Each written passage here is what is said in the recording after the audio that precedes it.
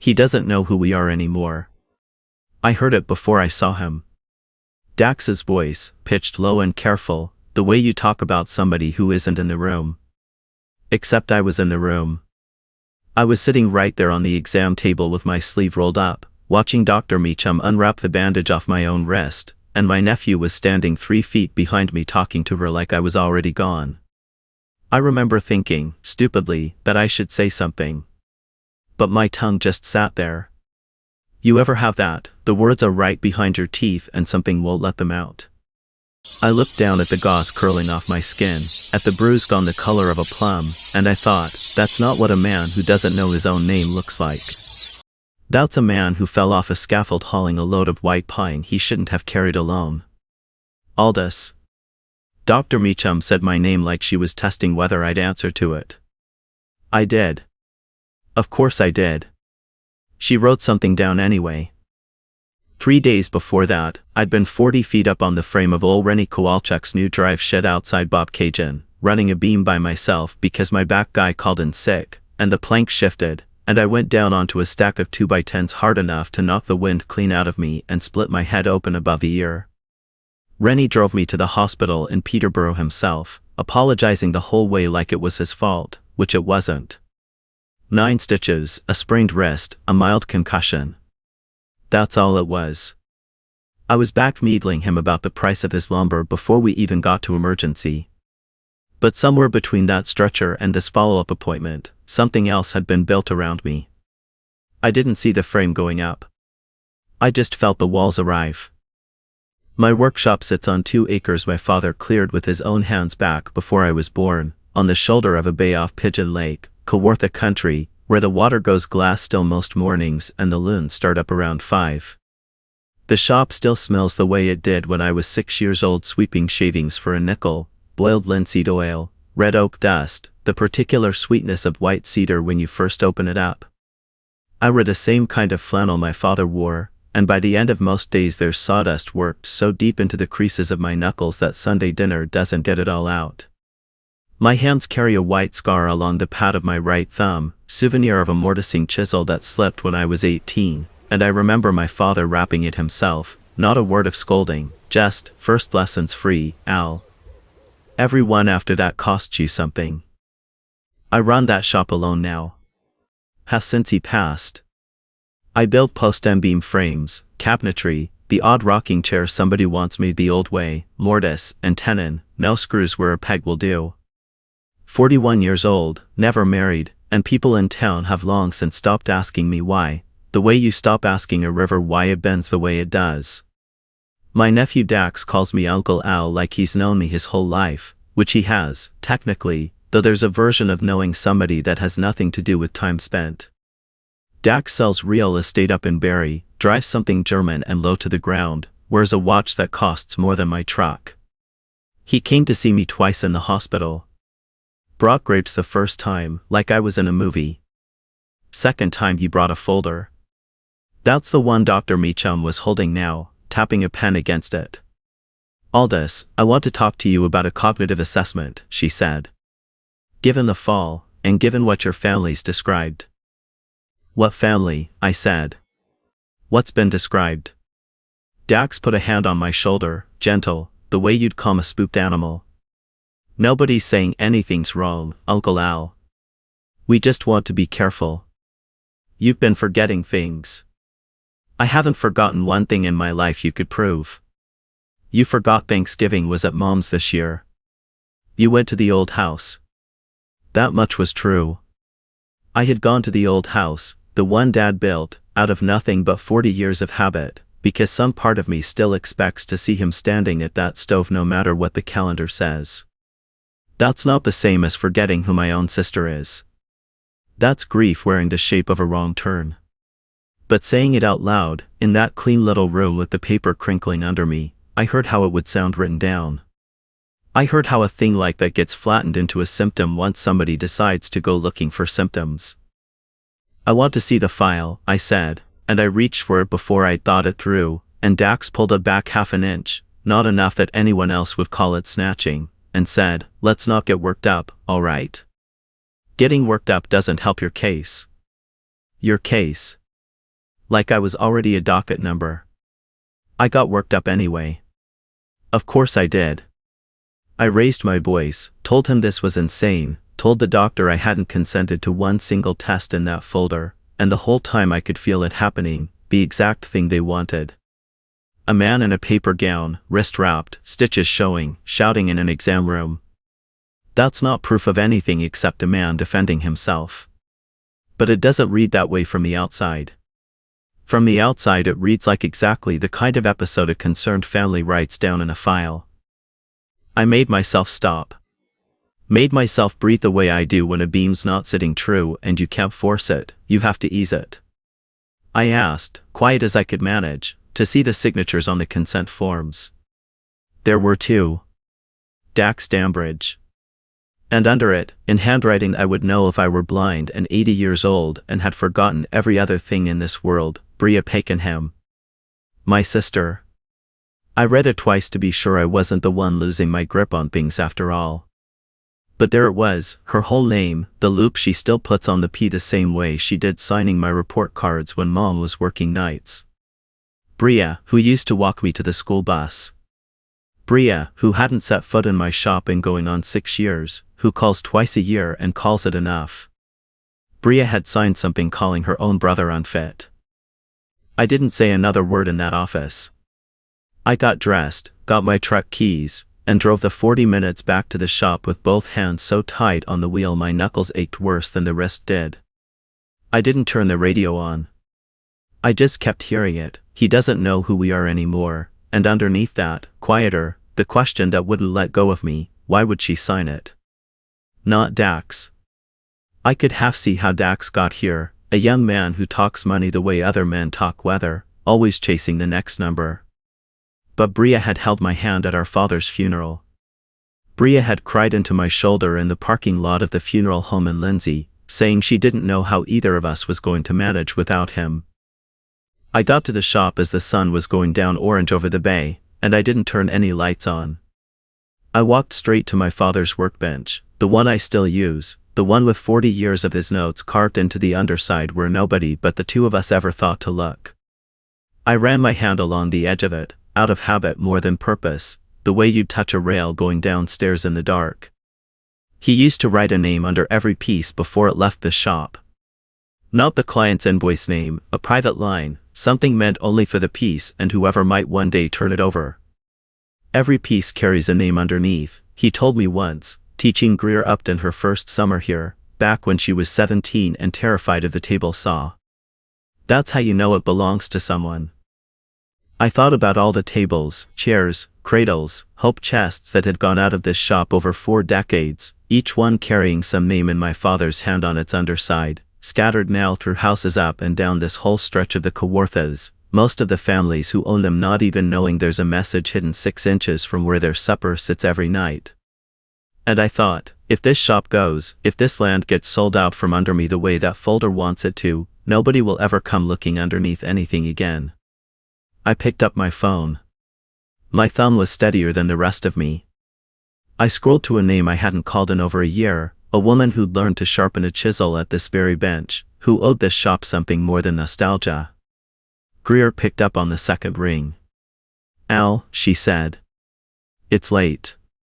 Everything all right? I stood there in the dark with my hand flat on my father's workbench, and for a second I couldn't get the words out, same as I couldn't in that office. Then I found them. No, I said. I need you to come by tomorrow. And I need you to bring anybody else who ever learned a trade in this shop. All of them, if you can get them. There was a pause on the line, the kind where somebody's deciding whether to ask why before they say yes. I'll make some calls, she said instead. I thanked her, hung up, and stood there a long while longer in the smell of linseed oil and cut cedar, listening to the bay go quiet outside, turning over one question I had no shape for yet. 20 years, near enough, since Bria had asked me for anything at all. And now this, her name, in her own hand, on a paper bill to prove I couldn't be trusted with my own life. I didn't know yet what would make a sister do that to her brother. I only knew I wasn't going to find out sitting still. Greer showed up before 8 the next morning with 2 coffees and Marcus Okonkwo Reed, who'd learned dovetail joints at this bench when he was 19 and terrified of everything. By 9, 4 more of my old apprentices had rolled in off the highway, trucks parked crooked across the gravel like they'd stopped thinking about anything but getting here. Nobody asked me to explain twice. Greer just said, "Show us the folder," and I realized I didn't have the folder. Dax did. So we started with what we had. Land records. My father's old filing cabinet, the green one that sticks in humid weather, full of deeds and survey maps going back to the year he cleared the shoreline with a borrowed chainsaw and a bad knee. Marcus, who does title work now for a firm in Peterborough, sat at my father's bench with his laptop and started pulling public filings the way I'd watch him true up a warped board, patient, methodical, no wasted motion. It didn't take him long. Al. He turned the screen toward me. This is a purchase agreement. Conditional. Buyer's a numbered company out of Barrie, Hendrik Vane's the name behind it. He's built 4 of those lakefront developments past Bob Cajun.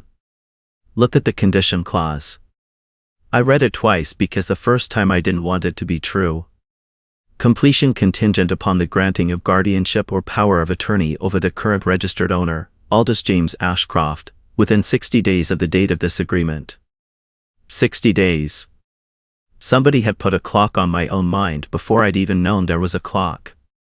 There's a signature block for the seller, Marcus said, quieter now. It's not filled in yet. It's waiting on you, or somebody standing in for you. I sat down on the stool by the lathe because my legs asked me to. Greer put a hand on my shoulder, didn't say anything, which is its own kind of mercy. When's it dated? I asked. 11 days ago. 11 days before I ever fell off that scaffold. That's the part that took the floor out from under me. This wasn't a nephew panicking after an accident, grabbing at an opportunity that fell in his lap. The paper existed before the fall did. Somebody had been building toward this a long while, and my head hitting a stack of 2x4s just happened to be the door that swung open at the right moment. I thought about Dax standing in that hospital room with a bag of grapes, smiling at me. I thought about how long a person has to plan a thing like that and still bring you grapes. I didn't call him first. I called Bria. She answered on the 4th ring, the way she does when she's deciding whether to pick up at all. Al. Careful voice. How's the wrist? Don't, I said. Don't ask me how the wrist is. I need you to tell me what you signed. Silence on the line long enough I could hear her kitchen fan running in Toronto, 140 kilometers away, and somehow that sound made the distance between us feel wider than the highway ever did. It's not what you think, she said finally. I think my sister signed a paper calling me unfit to run my own life. Tell me what part of that I'm getting wrong. Dax explained it to me. He said it was precautionary.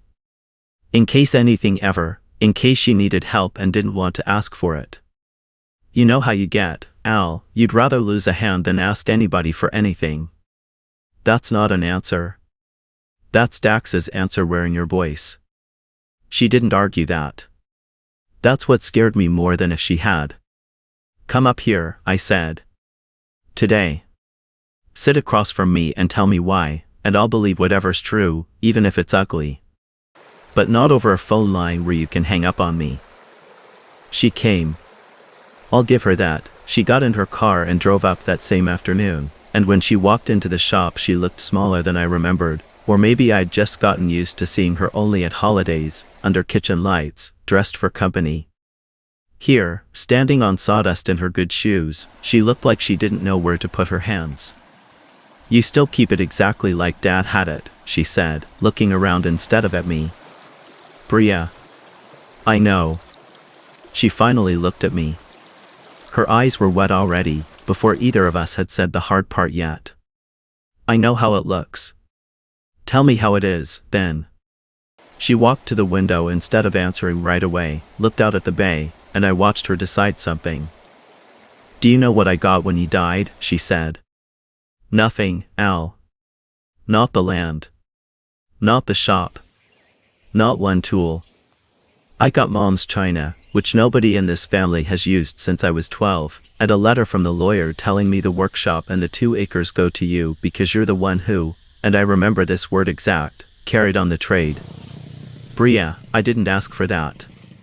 That was his choice, not mine. I know it was his choice. Her voice cracked up loud enough that a blue jay went off the feeder outside the window. She lowered it right back down, ashamed of the volume, the way our mother used to get. I know it was his choice. That's what I can't get past. He chose you. He built this place with you standing next to him, and he built nothing with me standing next to anybody.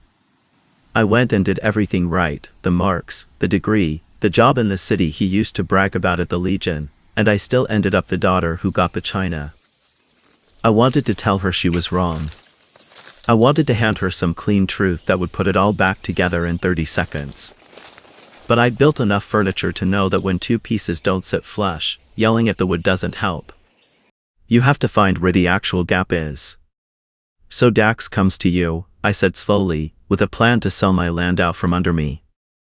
And some part of you heard that and thought, finally, mine. That's an ugly way to say it. Is it wrong? She didn't answer that either. Instead she said, he told me it wasn't stealing. He said the land's worth over $1 million sitting here doing nothing but growing sawdust for a business that barely keeps your own truck running, Al. He said if it sold, there'd be enough that everybody came out ahead, you included, once you were settled somewhere they could look after you properly. Somewhere they could look after me. You mean a home? A community, he called it. Assisted. I'm 41 years old, Bria.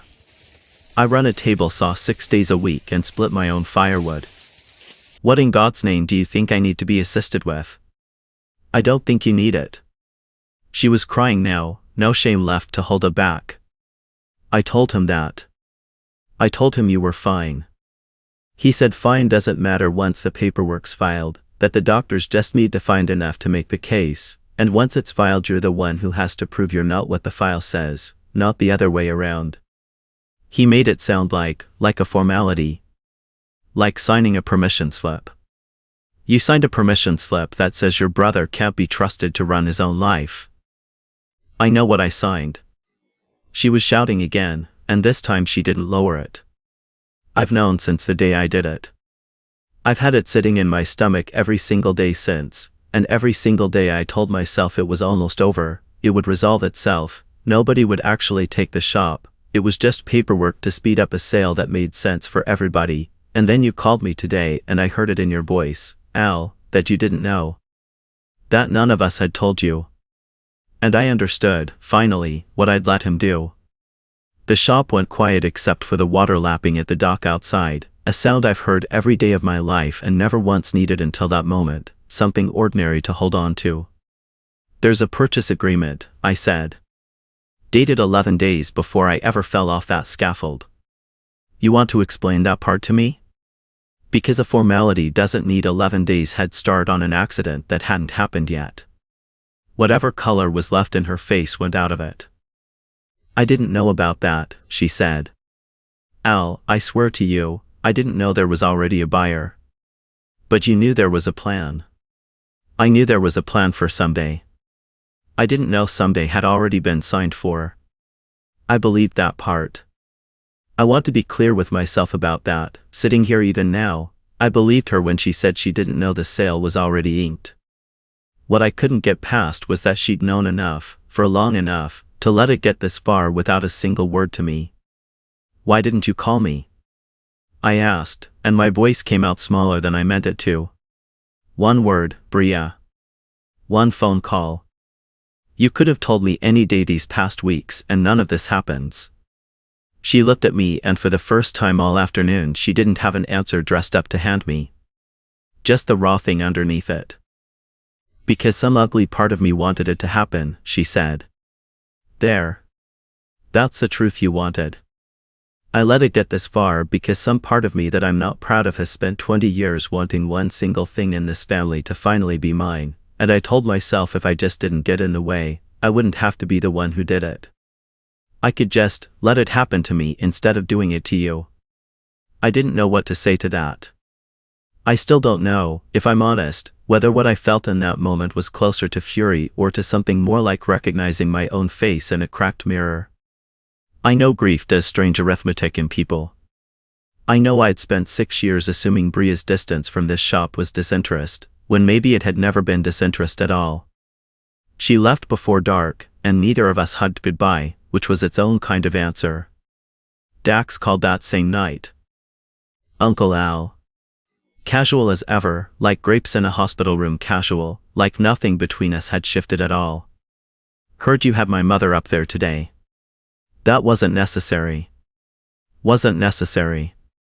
There's a purchase agreement with your name on the numbered company behind it, Dax, dated before I ever fell off anything. You want to walk me through how that's not necessary for me to know? A pause, and when he spoke again the friendliness had a different weight to it, thinner, stretched over something harder underneath. You went digging through Marcus Reed, didn't you? That guy still owes his whole career to you. I'm sure he was thrilled to help. Don't talk about my people like they're chess pieces. I'm not the one who's been treating this whole family like a chessboard, Al. I'm trying to keep a roof over people's heads. You want to know what's actually happening? I'm $840,000 underwater on a condo project in Barrie that went sideways, and the partners I owe that money to don't do extensions. 2 acres of shoreline you use to make chairs nobody around here can afford is the only asset in this family big enough to make that number disappear. You want to keep whittling table legs out of principle, that's your right. But you don't get to make everybody else go down with you. So take me to court, Dax. Do it out in the open. Don't dress a real estate deal up as concern for my health. Here's the thing. His voice went smooth again, and that was worse than the anger. If you make this loud, if you go telling people your nephew's trying to steal your land, you know how that plays? A man who just cracked his skull open, going around making accusations, refusing help from his own family? That doesn't read like a victim, Al. That reads like exactly the kind of behavior that gets a judge signing off on a guardianship a lot faster than you'd like. You want to fight me on this, go ahead. But you're fighting from inside the exact box I already built. Every time you get loud, you prove my case for me. I stood there in my kitchen with the phone against my ear and no words in my mouth, because he wasn't wrong about how it would look, and he knew he wasn't wrong, and that certainty in his voice, that was the part one couldn't shake once I hung up. Not fury. Something colder. A man who'd priced out exactly how much rope I had before he ever picked up the phone. I went back out to the shop that night, not to work, just to stand near it. My father's bench sat under the one bare bulb I keep lit out there, and I ran my thumb along the underside edge, out of the same habit that's kept my hands busy since I was 6 years old. That's when my knuckle caught on something that was a wood grain. A seam, tucked up under the drawer runner where I'd never once thought to look in 41 years of living around this bench. I got the flashlight from the truck and got down on the floor like a much younger man, and worked my fingers along the gap until an old cigar box slid loose, dust thick enough on the lid that it had clearly sat there since before my father died. Inside was a single envelope. Cream-colored, gone soft and yellow at the corners, sealed shut, addressed in my father's hand. Bria, Peterborough. The postmark was over 20 years old. I sat on the shop floor a long time with that envelope in my hands, not opening it, my heart going harder than it had any right to over a piece of paper. Something in me already knew, the way you know a board's got a crack in it before you ever see the line, that whatever was inside that envelope was the reason my sister had spent 20 years believing she got nothing, and I wasn't ready yet to be the one who finally proved her wrong. I called her the next morning before I'd even had coffee. Told her to come back up, told her I'd found something of Dad's, didn't say what. She didn't ask twice. She was in my driveway by 11, same car, same good shoes, like she hadn't slept much better than I had. We sat at the workbench together, which felt right, considering. I set the cigar box between us and she looked at it a long moment before she touched it, the way you look at a door you're not sure you want opened. That's his hand, she said, quiet, tracing her own name on the envelope without picking it up yet. That's Dad's writing. I found it under the drawer runner last night. Sealed since before he died, near as I can tell. She opened it herself. I didn't reach for it. Some things a person has to unwrap on their own. Inside was a property deed, and a short letter folded around it, our father's handwriting gone a little shaky toward the end the way it did those last 2 years with his heart. The deed was for a small house on Hunter Street in Peterborough, 3 bedrooms, walking distance to the hospital where Bria used to volunteer summers in high school. Bought and paid for, registered solely in her name, dated 21 years back, the same autumn she'd finished her degree. The letter was a long. He was never a man who wasted words, on paper or off it. It said he knew he couldn't leave her the shop, because a shop needs somebody who wants sawdust in their lungs, and she'd made clear by university she wanted something else for her life, and he respected that more than she'd ever know. So he'd bought this instead, quiet, a little at a time out of the framing jobs he took on the side, meaning to hand her the deed himself once she'd settled into her career, once the timing felt right. He wrote that he was proud of her every single day, that leaving the land to me wasn't a verdict on which child he loved more, it was just a father trying to give each of his kids the thing that actually fit them. He never got the chance to hand it to her. His heart gave out on a Tuesday in October, fast, in his sleep, no warning, no last conversation, no envelope handed across a kitchen table. Whatever he meant to say to her in person got folded up instead and hidden in the one place he knew nobody would think to look, because some part of him, I think, always meant to say it himself and just ran out of time. Bria read it twice.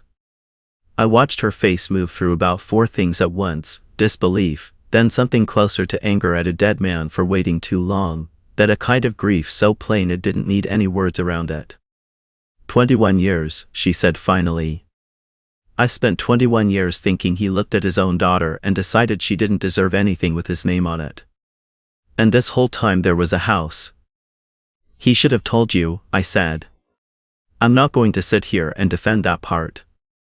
He should have just told you, the day he bought it, instead of trying to time it perfect. He was always doing that. Waiting for the right moment. Even with you, remember how long it took him to finally say he was proud of you out loud, instead of just handing you a chisel and grunting? I laughed, and it surprised both of us, a small crack of a thing in the middle of all that grief, but true. He wasn't a man who said things. He built them instead. She sat with the letter a while, running her thumb along the fold the way I run mine along the edge of a board. I let Dax convince me I was owed something, she said. I let him talk me into believing it so easy because some part of me had already decided, 20 years ago, that I'd been erased from this family the day the lawyer read that will. I wasn't looking for the truth. I was just looking for something to make the ache make sense. You were wrong about the reason, I said. You weren't wrong about the ache. She looked at me like that mattered more than I expected it to. She called her lawyer from my kitchen that same afternoon, put it on speaker so I could hear every word, and had the guardianship application withdrawn before 4 o'clock, her voice steady the entire time in a way it hadn't been on the phone with me the day before. Then she called Dax. He came up that evening, driving too fast up the gravel, out of the German car before it had fully stopped rolling. I expected shouting. I expected him smooth-talking his way past all of it the way he had with me on the phone. Instead his mother met him on the porch steps and simply held up the deed, and something in his face went the way ice does right before it cracks all the way through. You knew, Bria said. You knew there was more to that story than the one you sold me, and you used what I didn't know about my own father to get me to sign my brother's life away. Mom, don't. I'm not finished being your mother yet, but I am finished being your Mark. He didn't try the smooth voice on her. I think some part of him understood it wouldn't survive contact with what she was holding. He tried it on me instead, one last time, standing in my driveway with the porch light throwing a hard yellow line across half his face. So what happens now, Uncle Al? You call the police? Ruin me for real, on top of everything else? I thought about it. I want to be honest and say I thought about it seriously, standing there with my wrist still wrapped and 11 days of somebody else's clock still ticking somewhere in a filing cabinet in Barrie. But I've spent my whole life building things meant to outlast the argument that made them necessary, and there's no piece of furniture on earth improved by being smashed to prove a point. No, I said. I'm not calling anybody. You're going to withdraw that purchase agreement yourself, in writing, and you're going to tell your partners and bury the truth about why the deal's dead, and you're going to figure out that $840,000 the way a grown man figures out a debt he made himself. Not by taking my land. Not by using your mother's oldest wound as a lever.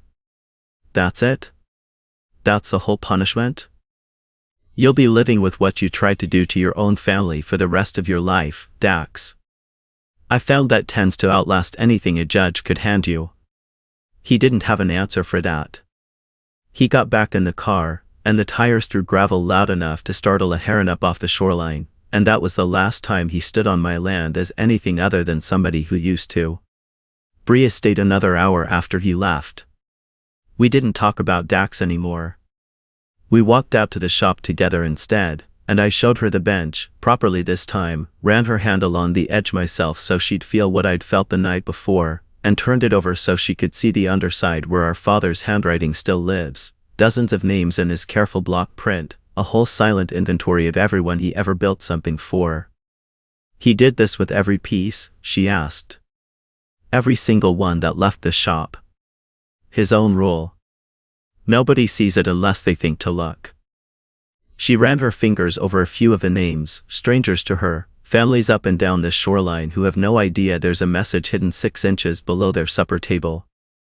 I went to the lathe that stood half-finished since before the accident, a small side table I'd started weeks back for no particular reason, the kind of project a woodworker keeps around for the days his hands need something simple to do. I finished the last leg while she watched, sanded it smooth under the one bare bulb, and before I sealed the top I got down low with a carving knife and cut her name into the underside, slow and careful the way my father taught me, the same way he'd cut Bria, Peterborough onto an envelope he never got the chance to hand her himself. There, I said, turning it upright, sliding it toward her. Now you've got one too. She turned it over first, before she ever looked at the top, checking underneath the way I do without even thinking anymore, the way our father trained into both of us whether she ever picked up a chisel or not. Her name in fresh-cut wood, mine below his, 3 generations of the same private ledger. She didn't say anything grand. She just held on to that table a long moment, the way you hold on to something you've been waiting 21 years to be handed, and then she carried it out to her car herself, wouldn't let me help, said she wanted to feel the weight of it the whole way down to Toronto. I stood on the dock after her taillights disappeared past the tree line, listening to the loons start up the way they do right around dusk, and I thought about all those names scattered under tables and chairs and cradles across this whole stretch of the Kawarthas, every one of them a small private thing nobody goes looking for unless somebody finally teaches them to turn the piece over.